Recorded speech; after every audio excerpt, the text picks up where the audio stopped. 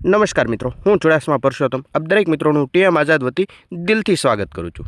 મિત્રો, વાત કરીએ તો આંગણવાડી માદન વેતનની અંદર વધારા બાબતે જે આ મિત્રો સૌપ્રથમ જોઈએ તો કાર્યકર અને તેડાગર તેમના વેતનની અંદર વધારો થયો છે। કેટલો વધારો થયો છે તે તમે જાણો છો, પરંતુ આ વધારો ક્યારથી મળશે?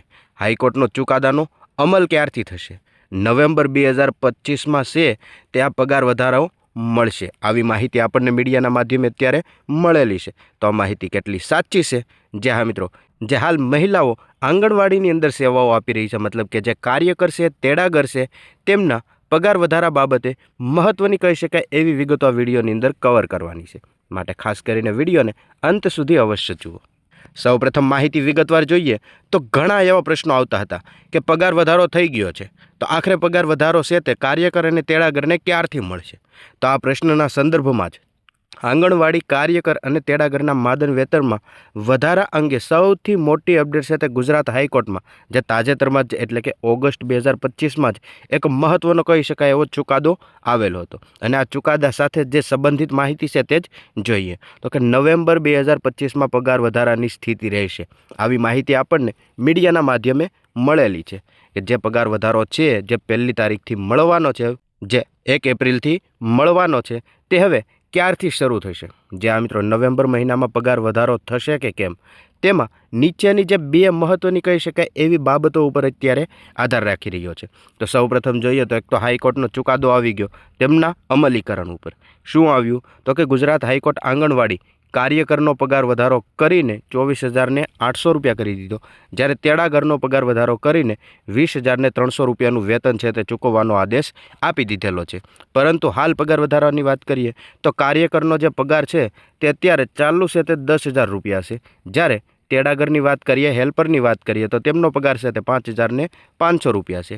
આ પગાર અત્યારે હાલમાં તેમને મળી રહ્યો છે, પરંતુ હાઈકોર્ટના ચુકાદા પ્રમાણે ઓગસ્ટ મહિનાની અંદર આ ચુકાદો આવી ગયો અને આ પગાર વધારાની અંદર કાર્યકરને 24,800 મળશે અને તેડાગરને 20,300નું વેતન ચૂકવવામાં આવશે। કોર્ટે સરકારે આ વધારો છે તે 1 એપ્રિલ 2025થી લાગુ કરવાનો અને 6 મહિનાની અંદર એરિયસ સાથે ચૂકવણી છે તે કરવાનો આદેશ આપ્યો છે। જે હા મિત્રો, વાત કરીએ તો 1 એપ્રિલથી લઈને નવેમ્બર મહિનાની અંદર જો પગાર વધારો મળશે તો 1 એપ્રિલથી લઈને નવેમ્બર મહિના સુધીમાં અત્યારે જે 5,500 રૂપિયા પગાર છે હેલ્પરનો અને તેમનો પગાર થાય છે 20,300 રૂપિયા, તો જે બાકીના 15,000 સમથિંગ જે રૂપિયા વધે છે તેવા 6 મહિનાનો જે પગાર થતો હશે તે એક સાથે આપવામાં આવશે, એટલે કે એરિયર્સ તરીકે જે છે આ પગાર છે તેમને ચૂકવવામાં આવશે। આવો આદેશ છે તે હાઈકોર્ટે આપી દીધેલો છે। તો ચુકાદો છે તે ઓગસ્ટ 2025માં આવ્યો હોવાથી 6 મહિનાની સમય મર્યાદા એટલે કે ફેબ્રુઆરી 2024માં પૂરી થાય છે। જે આ મિત્રો 6 મહિનાનો ટાઈમ આપવામાં આવેલો છે, 6 મહિનાની અંદર આ પગારો વધારો કરી દેવો જોઈએ। તો આ 6 મહિનાની જે સમય મર્યાદા છે તે ક્યારે પૂરી થશે? તો કે ફેબ્રુઆરી 2024ની અંદર આ 6 મહિનાની જે સમય મર્યાદા આપી તે પૂરી થાય છે। જો સરકાર કોર્ટના આદેશનું પાલન કરે છે તો નવેમ્બર 2025થી જે વધેલો પગાર છે, મતલબ કે જે નવું વેતન આવશે તે મળવાની પૂરેપૂરી શક્યતાઓ અહીંયા ઓછી છે। પરંતુ કોર્ટના નિર્દેશ આપેલા એરિયસ મતલબ કે આપણે આગળ વાત કરીએ એમ જે બાકી રહેલી રકમ છે તેમની ચૂકવણી છે તેમની કાર્યવાહી લગભગ નવેમ્બર મહિનામાં અથવા તો નવેમ્બર પછીના મહિનામાં કરવામાં આવી શકે છે। જે હા મિત્રો, જો સરકારે હાઈકોર્ટના ચુકાદાને સુપ્રીમ કોર્ટમાં પડકાર્યો હોત તો પગાર વધારો તત્કાલિક અમલમાં મુલતવી રહી શકે છે। બીજી વાત કરીએ તો બીજું શું છે તો કે કેન્દ્ર અને રાજ્ય સરકાર જે વહીવટી નિર્ણય લેશે તે।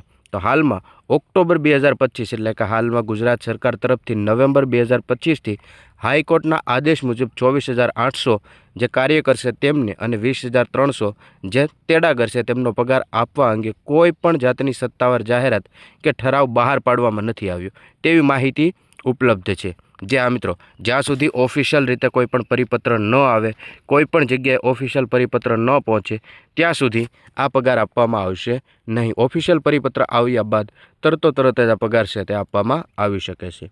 અને એક મહત્ત્વની વાત જોઈએ તો નવેમ્બર 2025માં પગાર વધારો લાગુ થશે કે કેમ તેની ચોક્કસ માહિતી માટે આપણે જે ગુજરાત સરકાર અને મહિલા બાળ વિકાસની જે WCD નામની ગુજરાત સરકાર મહિલા બાળ વિકાસની જે ઓફિશિયલ વેબસાઇટ છે તે એક બહાર પાડવામાં આવેલી છે અને તેમની અંદર જ જે આ બધી સત્તાવાર માહિતી હોય છે, જે સત્તાવાર પરિપત્ર હોય છે, તે તેમની અંદર જ બધું આવતું હોય છે. તો જ્યાં સુધી સત્તાવાર માહિતી અથવા તો સત્તાવાર પરિપત્ર ન આવે ત્યાં સુધી રાહ જોવી પડશે.